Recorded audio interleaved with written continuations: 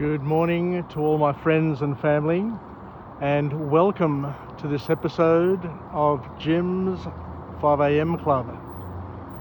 It's Monday morning, it's quiet, it's early, and I dare say that it's going to be an overcast day. I can't quite see the sky at the moment, but I can feel just a few drops of rain. So it's going to be an interesting start, see how we go. But what I want to do today is take you through a book summary, another book summary, another journey, another opportunity to learn, to be able to take some OPE, other people's experience, other people's lessons, other people's wisdom, and fold it in and incorporate it into our inventory of knowledge. And the book summary today has a very interesting title, and it's named or it's entitled Humanocracy. And it's a book written by a dual authorship of Michelle Zanini and Gary Hamel. And it's a book that talks about how we behave, how humans behave, and how we can at least understand that behavior from a corporate sense, from a family sense, and use that knowledge to help us make better decisions and to make better use of that knowledge as well. So the authors talk here that over time there's been a shift in corporate culture from management where people are experts, the managers are experts, and the workers are simply the executors of all the guidance that they've been asked for or instructed by their management. But what we're starting to learn, or what we've all learnt over time, is that there's been a shift away from that, because working together in a rapidly changing environment means that the workers are much closer to the action and are best placed in most instances to make the decisions required in order to create customer satisfaction or to do whatever is best for the corporation. So rather than have a centrally managed business where the managers call the shots on all decisions and all activities, the world has shifted and moved ahead in leaps and bounds, and we're now at a time where it makes more sense for trained workers to be empowered so that they can assess a situation and make decisions that are going to have a better outcome for the customers and the corporation combined. So this requires training, it requires people understanding the goals, the values, and putting empowerment into practice. So rather than just talk about empowerment, to be able to express it freely and to do it in a timely fashion. Just let me get past here because I think somebody's having a bit of a snooze here.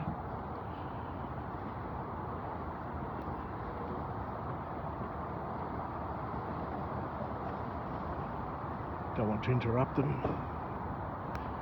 It's important for us to respect each and every person, even those who don't have the quality of life that we're all accustomed to and that we all deserve. Anyway, let's just continue now along our way here. So what we're saying here is that it makes more sense to operate in a distributed environment where the decision making is pushed to the periphery of an organisation. The decision making is pushed to where the action takes place, rather than to think that we have a group of superhumans, all knowing, all ever present, who can make the right decision each and every time. So there's an emphasis in this book on depending on people and making them accountable so that they can make the right decisions in a timely manner to make those closest to the market dynamics have more empowerment. So as I mentioned before, this book is all about empowerment, not just saying it, but embracing it and living it. Because most of today's organisations were conceived as command and control organisations. So back in the day, and I've worked for many organisations which were over 100 years old, but back in the early days, back in the days where every business, I guess, is kicked off, it starts at the grassroots level, where the pioneers, the people who put it together in their garage, for example, Apple, Facebook, most businesses have started as a concept and have started very, very small from the beginning. But they grow and they grow and they grow. And what was successful and what worked when a business first started is not going to work when an organisation grows, because what happens is this command style of management, this centralised management style, doesn't work and becomes dysfunctional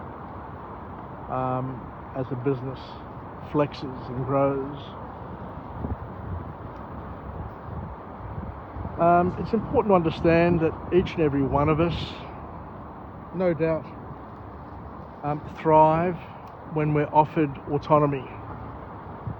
I'm not saying everybody. There are still lots of people who love to turn up to work and just to do the same thing day in, day out, have somebody tell them what to do, and to not have any part in the contribution to the decisions for a business. But there are also many who thrive on being autonomous, which means making your own decisions and doing what is right at that particular moment and at that particular time. And this is the gift of autonomy. And I guess for most of us, I enjoy autonomy, and I think that many people enjoy autonomy once they get used to it, once they get a taste for it, once they're able to express themselves and get some positive feedback. Because I guess, like everything, fear, uncertainty and doubt is something that infects many work environments, as does politics and game playing. But once you get the confidence that management is on your side and they want you to be accountable, responsible, and to make decisions that are going to be better for the company overall, decisions that are going to increase profitability through more sales, or increase profitability through fewer issues. All of those decisions are going to translate into a better work environment, not only for you, but for clients as well.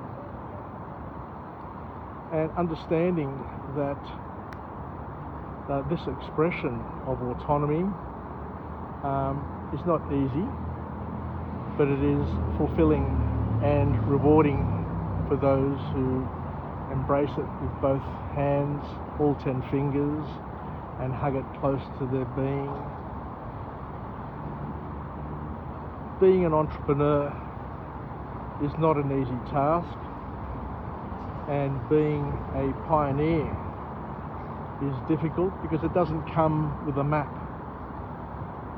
just with a desire to grow, a desire to develop, a desire to express oneself and to do things which are going to help others. A leader's job is to facilitate and not force, and to try and facilitate things which are high impact behaviours in other people.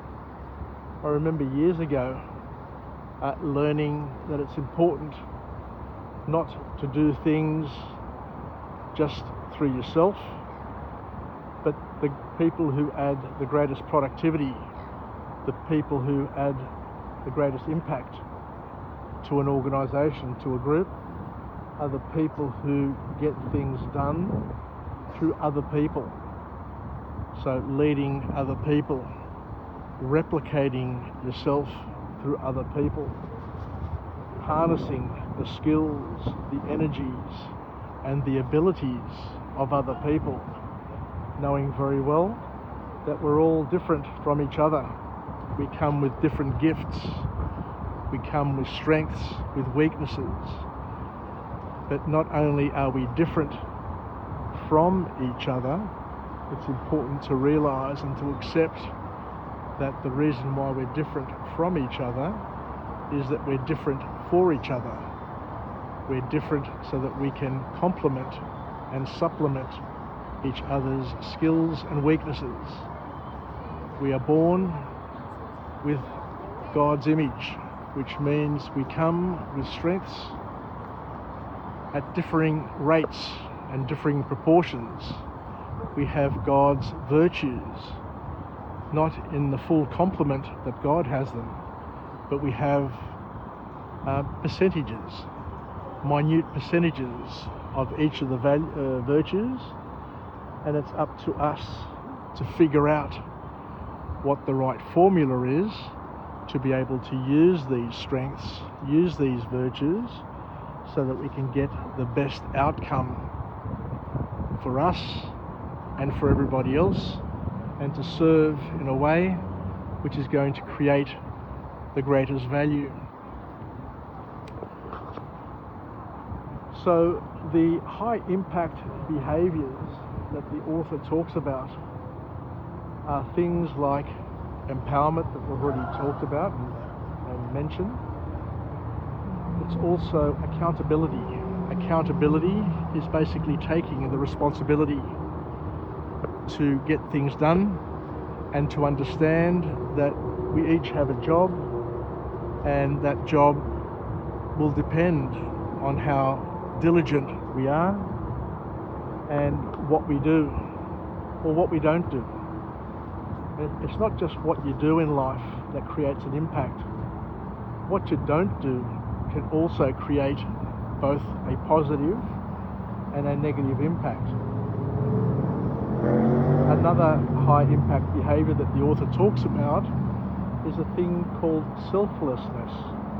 And selflessness is doing things not for the benefit of yourself directly, even though you may get some indirect benefit, but selflessness is all about doing things so that you can improve others,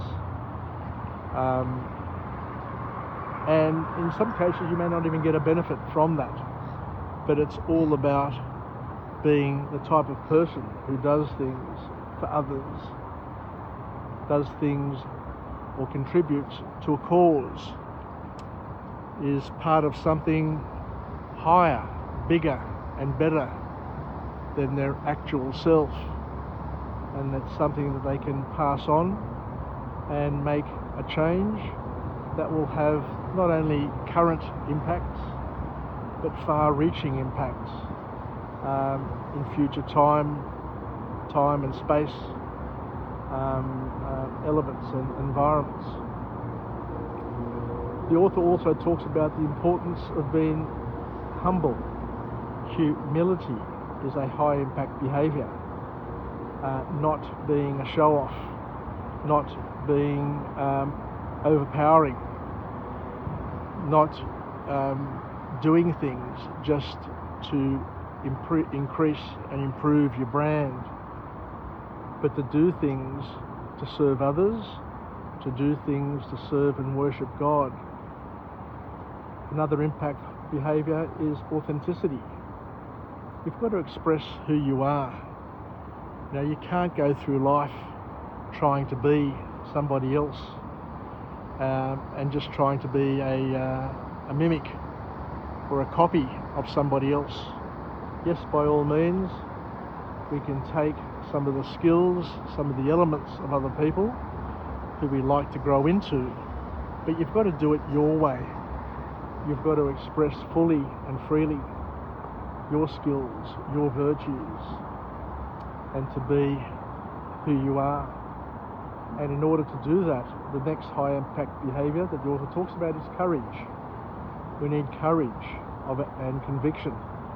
We need to be forgiving.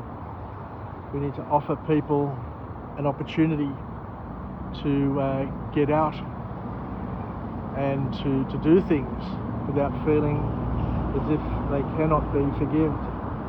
And we've also got to ask and seek forgiveness. It's not just about giving forgiveness to others, but to understand that we also need to accept forgiveness. And the last thing that the author talks about here in terms of a high impact behaviour is stewardship. We need to be stewards, we need to be partners in each other's growth and development. We're not here by ourselves, we're only here for a fraction of a moment, and that moment that we're here for can have a significant impact. It can have a significant positive impact, or it can have a significant negative impact on those that we touch on a daily basis, be it at work or be it in a family environment, a community, you name it. Now, we're all part of some group. We all influence each other in positive and negative ways, and it's important to understand that everything we think, say and do is going to impact somebody, and to understand that that impact, that stewardship that we need to express needs to be, where possible, as positive as possible, so that we can help others on their path to growth and development, and that we can become partners with God in His creation to help one another, to love one another as we love ourselves, and to do things for others, not necessarily to do it to ourselves or for ourselves, but to know that in helping others, in contributing to others, we're going to be creating value in many ways. Just like we've got high impact positive behaviours, we've also got bad behaviours. And the bad behaviours, I won't focus too much on these, but we know what they are. You know, defending what is yours, being rich and just trying to add to that richness, you know, throwing good money after bad, sharing the pain with others, you know, doing things just to be seen, just to be known, just for your own benefit,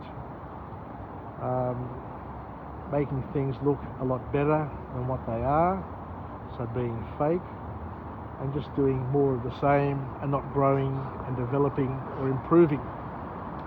So once again, as we're saying here, there are bad behaviours which I guess are more about selfishness. It's more about just ticking the box and just getting through life without adding any value. So the last point that the author makes, and we'll finish up here, is where the author talks about the importance to focus on competence, but to also focus on confidence, but to put competence before confidence. I understand and I appreciate that you need to be confident, but you need to be competent at the same time, and you need to do things for the right reasons rather than just to bluff your way through life. Anyway, it's getting that time of day where I need to head in and start my day. Wishing everybody a happy week. It's going to be a big week in my family this week. Just like every week is a big week. But we need to support each other, we need to help each other, and we need to contribute in a positive way, and to love every opportunity to do that. Because contributing and being part of a family is a gift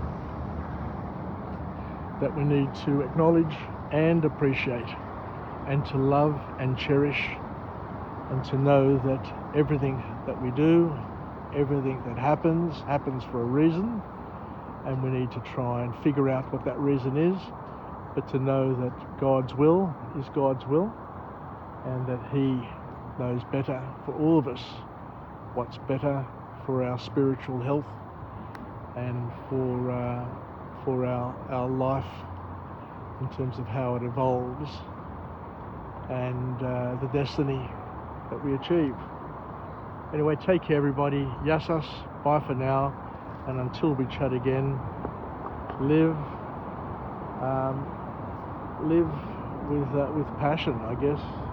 Live with purpose, and learn to enjoy every moment that we have together. Bye for now. Cheers.